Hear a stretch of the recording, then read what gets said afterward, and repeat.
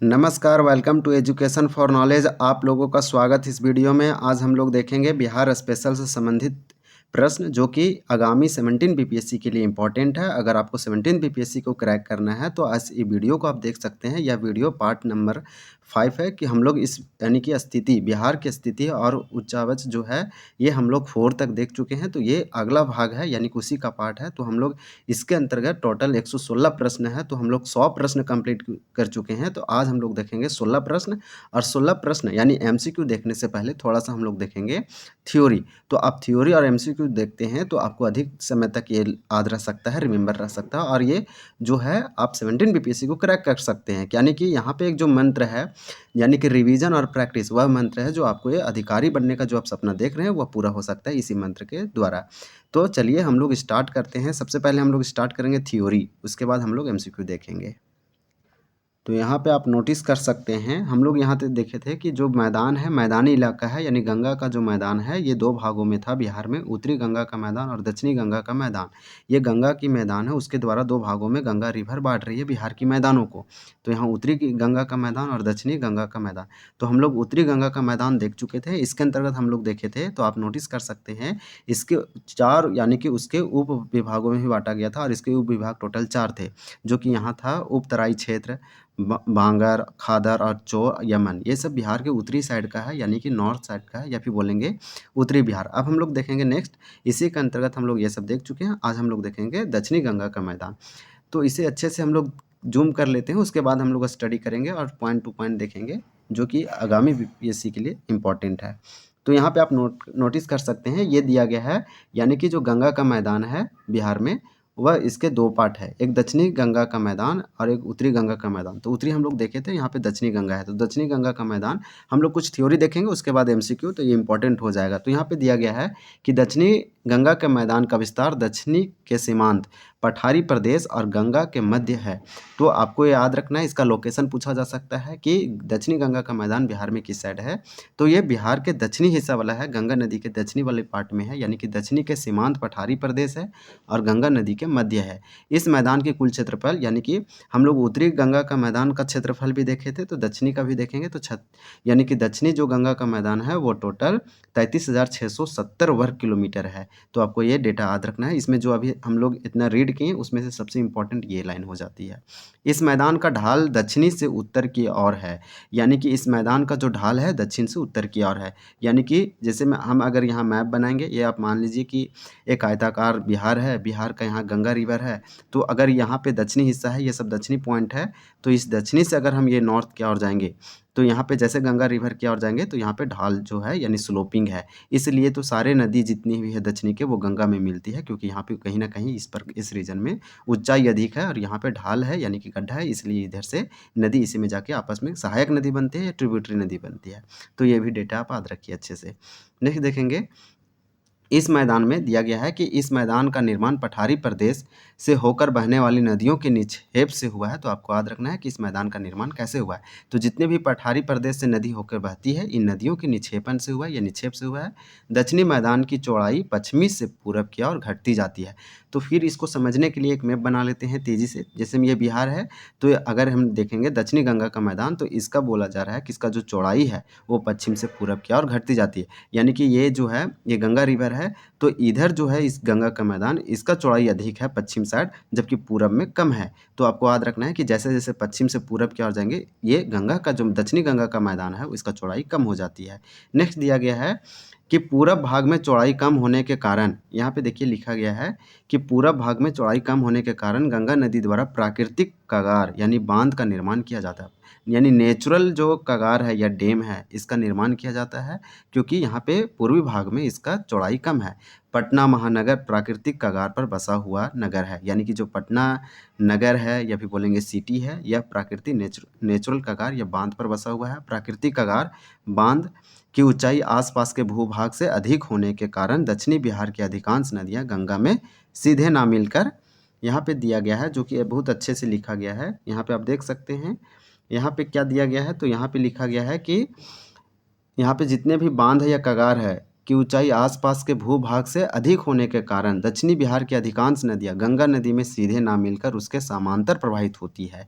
तो यहाँ पे अगर आप बिहार का मैप देखिएगा तो ये बोला जा रहा है, यानी कि ये गंगा रिवर है, तो जितने भी यहाँ नदी है ये डायरेक्ट इसमें ना मिल के कैसे मिल रही है, तो आपको याद रखना चाहिए कि यहाँ पे जो मिल रही है रिवर गंगा रिवर में, तो यहाँ दक्षिणी की गंगा ऐसे जाती है और इसके समांतर चली जाती है, यानी कि इसके समांतर जो फ्लो होती है, यानी कि इसका पैरेलल जो नदी फ्लो होती है, यानी कि गंगा रिवर है और ये दक्षिणी गंगा की नदी इसके पैरेलल चली जाती है और आगे जाके मिलती है। ये मिलेगी लेकिन थोड़ा पैरेलल जाके आगे मिलेगी, इस प्रकार से वो इसमें बोला जा रहा है कि यहाँ पे दक्षिणी बिहार की अधिकांश नदियाँ गंगा नदी में सीधे ना मिलकर मिलती है, लेकिन सीधे नहीं, सिंपली नहीं, उसके समांतर यानी पैरेलल प्रवाहित होती है, फ्लो होती है और आगे जाके मिल जाती है।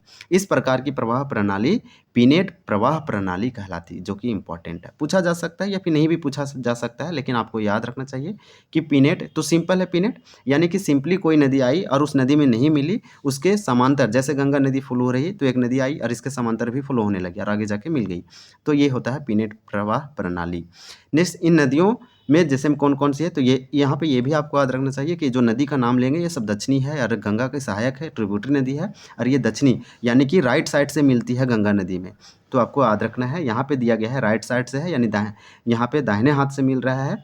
तो यहाँ एक पुनपुन नदी है, किवूल है, फल्गु है। फल्गु दो नदियों के मिलने से बना है, ये पूछा गया क्वेश्चन है। एक निरंजना, एक यहाँ पे मुहाने करके एक नदी है, दोनों नदी से मिलती है फल्गु, और फल्गु नदी के किनारे गौतम बुद्ध को यहाँ पे इलाइटमेंट यानी ज्ञान की प्राप्ति हुई थी।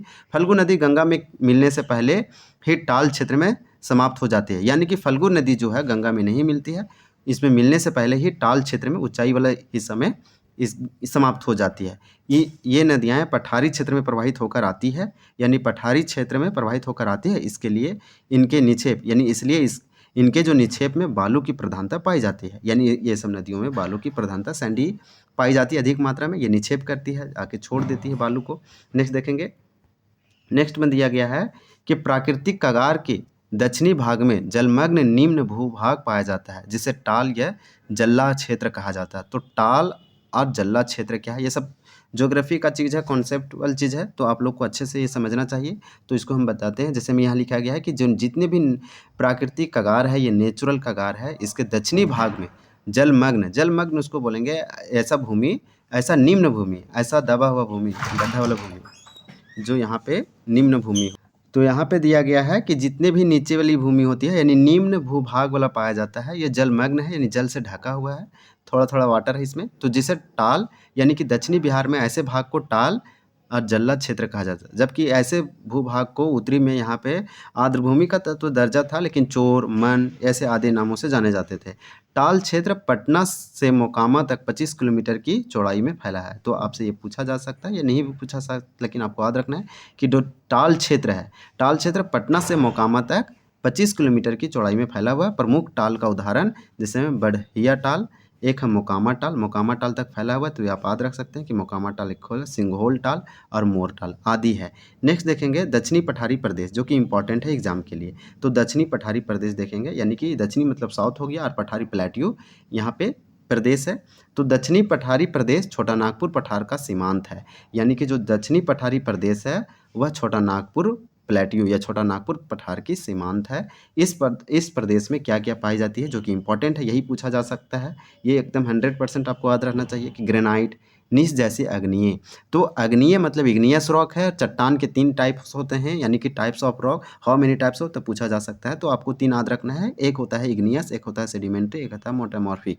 तो उनमें से एक बोलते हैं अग्निय। तो अग्निय जैसी, तो अग्निय से जो चट्टान बनती है, यानी अग्निय का जो एग्जाम्पल है वो नीस और ग्रेनाइट है। तो बताया जा रहा है कि दक्षिणी पठार प्रदेश में ग्रेनाइट और नीस जैसी अग्निय पाई जाती है और रूपांतरित चट्टानें बहुलता से पाई जाती है, यानी कि ये दोनों जो है या तो अग्निय है या तो रूपांतरित चट्टान है। इस पठारी प्रदेश का विस्तार पश्चिम में कैमूर से लेकर पूरब में मुंगेर एवं बांका तक है। तो इसका विस्तार यानी कि इसका एक्सपैंड कहाँ तक है वो पूछा जा रहा है, यानी कि आपसे पूछा जाएगा कि दक्षिणी पठारी प्रदेश का विस्तार बताइए, एक्सपैंड बताइए। तो ये पश्चिम में कैमूर जिला से लेकर पूरब में आपको मुंगेर या बांका जिला तक याद रखना चाहिए। यह बिहार का प्राचीनतम भूखंड है, ये भी पूछा जा सकता है कि बिहार का सबसे प्राचीनतम भूखंड कौन है? तो सबसे भूखंड या भूभाग जो प्राचीनतम है, ओल्डेस्ट है, वह है बिहार का सबसे दक्षिणी पठारी प्रदेश है। इसमें कैमूर या रोहतास का पठार है और इसी के अंतर्गत कैमूर और पठार यानी कैमूर और रोहतास का पठार आता है, प्लेट्यू आता है कैमूर और रोहतास का। गया का दक्षिणी भाग है और गिरियक की पहाड़ी है, ये पूछा जा सकता है। नवादा, बांका, मुंगेर की पहाड़ी क्षेत्र सम्मिलित है। तो यहाँ पे जितने भी पहाड़ी पर्वत पठार है ये इंपॉर्टेंट है, ये पूछा जाता है। नेक्स्ट देखेंगे कैमूर या रोहतास का पठार। अब एक इसके अंतर्गत जितने भी बताया गया था इसके डिवाइड कर दिया गया, यानी कैमूर और रोहतास प्लेट्यू के बारे में देखेंगे। तो कैमूर और रोहतास का पठार विंध्या श्रेणी का पूर्वी भाग है, जो कि इंपॉर्टेंट है एग्जामों के लिए। यही सब पूछा जा सकता है, लोग इतने ईजी को नहीं कर सकते हैं। यहाँ सिंपल पूछा गया है कि कैमूर और रोहतास का पठार किसका भाग है? तो यहाँ पे विंध्या श्रेणी का पूर्वी भाग ही है कैमूर और रोहतास का पठार। तो आपको याद रहना चाहिए। इसका विस्तार 483 किलोमीटर है और देखेंगे किलोमीटर की लंबाई में अधिकतम। यहाँ पे हम लोग नेक्स्ट देखेंगे। अब थोड़ा सा और कुछ 3-4 पॉइंट बचा हुआ, उसको तेज़ी से देखेंगे। यहाँ पे दिया गया है, आप देख सकते हैं, नोटिस कर सकते हैं कि 80 किलोमीटर की, तो यहाँ दिया गया है 80 किलोमीटर की चौड़ाई में जबलपुर यानी मध्य प्रदेश, जबलपुर मध्य प्रदेश में पड़ता है इसलिए लिखा गया, से प्रारंभ होकर रोहतास बिहार तक है। कैमूर पठार की सतह अपर्दित एवं उबड़ खाबड़ यानी कि उबड़ खाबड़ है। इस पठारी क्षेत्र की औसत ऊंचाई 300 से 450 मीटर है के बीच है, यानी इसके आसपास है। इस पठार का सबसे ऊंचा भाग रोहतासगढ़ है, जो कि इम्पोर्टेंट है। यहाँ से पूछा जा सकता है कि शेरशाह सूरी का मकबरा कहाँ है, तो ये भी आपको याद रखना चाहिए। यहाँ पे ऊंचाई 495 मीटर है इस पठार का। यह पठार छोटा नागपुर पठार से सोन नदी द्वारा अलग होता है, यानी कि यह पठार जो है ये छोटा नागपुर पठार से अलग होता है। किस नदी के द्वारा? तो ये सोन नदी के द्वारा होता है। इस पठार में बलुआ पत्थर की अधिकतर पाई जाती है। तो आपसे पूछा जाएगा कि बलुआ पत्थर, तो श्रेणी ये बलुआ पत्थर कहाँ पाई जाती है? तो रोहतास कैमूर वाला रीजन में पाई जाती है, जो कि यहाँ पे विंध्या श्रेणी का भी ये पूर्वी भाग है। यहाँ पे गया की पहाड़ी क्षेत्र है। गया, औरंगाबाद, नवादा जिला में अनेक पहाड़ी क्रम पाए जाते हैं। ये पहाड़ी मैदानी भागों में स्थित है। इनमें से देखिए पहाड़ी इसलिए इम्पोर्टेंट है क्योंकि हम जब बीपीएससी का एग्जाम देने गए थे तो यहाँ पे पहाड़ी से रिलेटेड क्वेश्चन पूछा गया था कि कौन सा पहाड़ी किस राज्य में है, ऐसे तो सिंपली पूछ दिया जाता है, जो कि आपके लिए 1 नंबर इम्पॉर्टेंट है। तो जेठियन या हिंडाज की पहाड़ी, हल्दिया की पहाड़ी प्रमुख है। इसी प्रकार से गया शहर के आसपास रामशिला, प्रेतशिला, भूतशिला और कटरे। तो गया शहर के आसपास यानी गया में, गया जिला में और गया शहर के आसपास यहाँ पे देखिए नाम से याद रखिए शिला। अगर आपको शिला वर्ड से मिला तो आप गया ही आप मारिए। यहाँ पे रिमेंबर करने के लिए कुछ देखिए, कुछ आप थ्योरी से, कॉन्सेप्ट से वो आप याद रख सकते हैं, लेकिन कुछ आपको ट्रिक भी सक्सेस होने के लिए इंपॉर्टेंट है आज के समय में। तो यहाँ पे शिला, जैसे राम शिला है, प्रेत शिला है, भूत शिला है। तो प्रेत और भूत, प्रेत भूत एक दूसरे से रिलेटेड वर्ड है, तो यहाँ से आप याद रख सकते हैं। और यहाँ पे राम है, तो इस प्रकार से। फिर कटारी ब्रह्म योनि पहाड़ी, देखिए ये इंपॉर्टेंट है। इसी प्रकार से कुछ पहाड़ी पूछा गया था, तो ब्रह्म योनि आप देखिएगा 67 68 को उठा के, तो पहाड़ी से आपको एक क्वेश्चन देखने को मिलेगा। इसी क्रम में जहानाबाद और गया जिला के सीमा पर बराबर और नागा अर्जुनी की पहाड़ी स्थित है। ये जितना हाईलाइट किया है ये इंपॉर्टेंट है, इसको स्टार लगा लीजिए। आपको इसको ये करना चाहिए क्योंकि ये इंपॉर्टेंट है। तो हम जितना भी पढ़ाते हैं या फिर कोई भी टीचर पढ़ाते हैं तो वो सारे इंपॉर्टेंट नहीं है, लेकिन उसमें से जो इंपॉर्टेंट है उसको हम करने के लिए, वो एग्ज़ाम में भिड़ने के लिए हम सारे देखते हैं, क्योंकि ये हमें एग्जैक्ट नहीं पता कि कौन सा क्वेश्चन पूछा जा सकता है, लेकिन अनुमान तो लगाया जा सकता है। तो इसी प्रकार से हम अपना ऑब्जर्वेशन हम अपना ऑब्जर्वेशन से हम ये बता रहे हैं आपको कि यहाँ पे जो है यानी कि बराबर और नागार्जुनी की पहाड़ी जो है ये आपको जहानाबाद में याद रखना चाहिए, और ये सब पहाड़ी गया जिला के आसपास, जो कि इंपॉर्टेंट है, याद रखना हार्ड नहीं है। नेक्स्ट देखेंगे राजगीर गिरियक पहाड़ी क्षेत्र। तो यह मुख्य रूप से नालंदा जिला में स्थित है। तो राजगीर, इसके नाम से पता चल रहा है कि राजगीर गिरियक पहाड़ी नालंदा जिला में है। ये गया की पहाड़ी श्रृंखला का ही विस्तार है, यानी कि जो गया की पहाड़ी का श्रृंखला है उसी का ये एक्सपैंड है, विस्तार है। इन पहाड़ियों में वैभवगिरी, देखिए पहाड़ी पूछा जा सकता है, पहाड़ी का नाम याद रखिए, वैभवगिरी, सोनगिरी और विपुलगिरी और रत्नागिरी और उदयगिरी। तो यहाँ पे जितने भी हैं गिरी, इसी से आप याद रखिए कि गिरी वाला ऑप्शन आएगा। तो आपको अगर नहीं भी याद आ रहा है, अगर क्लिक नहीं हो रहा है, तो आप राजगीर या गिरियक पहाड़ी को आप कीजिए तो बेटर होगा। जैसे मैं यहाँ राजगीर गिर, तो गिरी गिरी लिखा हुआ है, तो इस प्रकार से आप कुछ इसमें याद रख सकते हैं। इन पहाड़ियों में सबसे, यहाँ पे देख सकते हैं कि इन पहाड़ियों में सबसे ऊंची पहाड़ी वैभवगिरी है।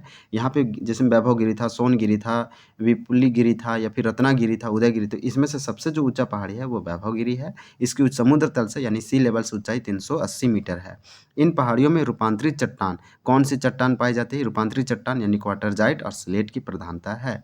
नेक्स्ट देखेंगे नवादा मुंगेर पहाड़ी क्षेत्र, और ये थ्योरी लास्ट है, आज हम लोग देखेंगे इसके बाद एमसीक्यू। नवादा मुंगेर पहाड़ी क्षेत्र, नवादा मुंगेर पहाड़ी क्रम दक्षिणी में नवादा जिला से प्रारंभ होकर उत्तर में गंगा तक फैला हुआ है, काफ़ी क्षेत्र में फैला हुआ है। इसमें अनेक पहाड़ी श्रृंखला स्थित है, जिसमें खड़गपुर की पहाड़ी इंपॉर्टेंट है, ये भी आप कर लीजिए कि खड़गपुर की पहाड़ी तो नवादा मुंगेर पहाड़ी क्षेत्र में है। गिद्धौर की पहाड़ी और सत पहाड़ी, इसी तरह शेखपुरा की पहाड़ी और चकई पहाड़ी और बकिया पहाड़ी प्रमुख है। खड़गपुर की पहाड़ी का विस्तार मुंगेर से जमुई तक है, यह त्रिभुजाकार आकृति का है। तो कौन सी पहाड़ी क्या है इसमें ज़्यादा इंपॉर्टेंट हो जाती है, और कौन सा जो यहाँ चट्टान या रॉक वो कहाँ पाई जाती है इंपॉर्टेंट, जिसमें क्वार्टरजाइट का चट्टान की प्रधानता है नवादा मुंगेर पहाड़ी क्षेत्र में। तो इस प्रकार से हम लोग देखें। अब एमसीक्यू देखेंगे।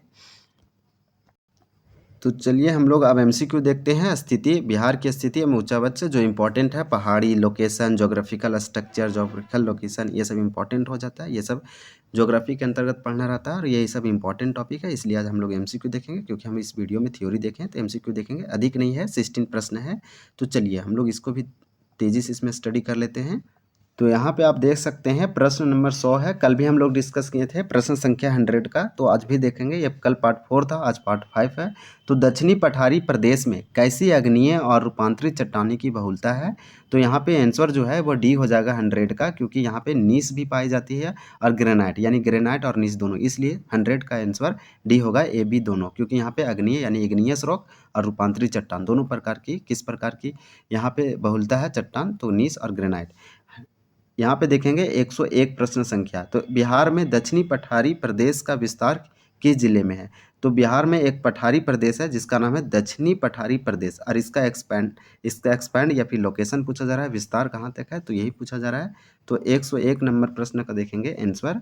तो यहाँ पे आप देख सकते हैं इसका आंसर डी हो जाएगा, यानी कि कैमूर जिला में है, बांका जिला में है और मुंगेर जिला में, इसलिए इसका आंसर डी होगा, ए बी सी तीनों। नेक्स्ट देखेंगे क्वेश्चन नंबर 102।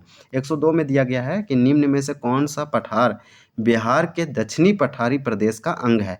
तो 102 का आंसर जो है डी हो जाएगा, ए बी सी तीनों, यानी कि रोहतास का पठार, गिरियक की पहाड़ी और मुंगेर की पहाड़ी। यहाँ क्वेश्चन क्या पूछा गया था, तो आप एक बार नोटिस कर सकते हैं कि ऐसा कौन सा ये पठार बिहार के दक्षिणी पठारी प्रदेश का अंग है, यानी कि दक्षिणी पठारी प्रदेश का अंग ये तीनों है, 3 से बनता है बिहार की दक्षिणी पठारी प्रदेश, रोहतास, गिरियक और मुंगेर। तो इसका आंसर डी होगा। नेक्स्ट देखेंगे 102 हो गया, तो हम लोग 103 प्रश्न संख्या देखेंगे, और 103 प्रश्न संख्या में दिया गया है कि यहाँ पे कैमूर और रोहतास का पठार डैश श्रेणी के पूर्वी भाग है। तो कौन सा ऐसा श्रेणी है जिसका पूर्वी भाग कैमूर और रोहतास का पठार है? तो यहाँ पे विंध्या, यानी कि 103 का आंसर ए होगा, विंध्या श्रेणी का पूर्वी भाग है कैमूर और रोहतास का पठार। विंध्या श्रेणी का विस्तार 483 किलोमीटर लंबाई में तथा अधिकतम डैश किलोमीटर की चौड़ाई में। तो विंध्या श्रेणी का जो विस्तार है बिहार में, या फिर विंध्या श्रेणी का जो विस्तार है बिहार में, वह 483 किलोमीटर लंबाई में, और अधिकतम इसका चौड़ाई पूछा जा रहा है। तो कितना, अगर 483 किलोमीटर इसका लंबाई है तो चौड़ाई इसका कम है, यानी कि इसका 80 सिर्फ है, यानी 80 किलोमीटर की चौड़ाई में फैला हुआ है बिहार में विंध्या श्रेणी का विस्तार। नेक्स्ट देखेंगे क्वेश्चन नंबर 105। 105 में दिया गया है कि विंध्या श्रेणी का विस्तार डैश से प्रारंभ होकर रोहतास तक है। रोहतास बिहार में है, इसलिए डैश में बिहार लिखा है, यानी कि विंध्या श्रेणी का विस्तार कहाँ से होता है और उसका प्रारंभ, यानी कि प्रारंभ होकर रोहतास तक है।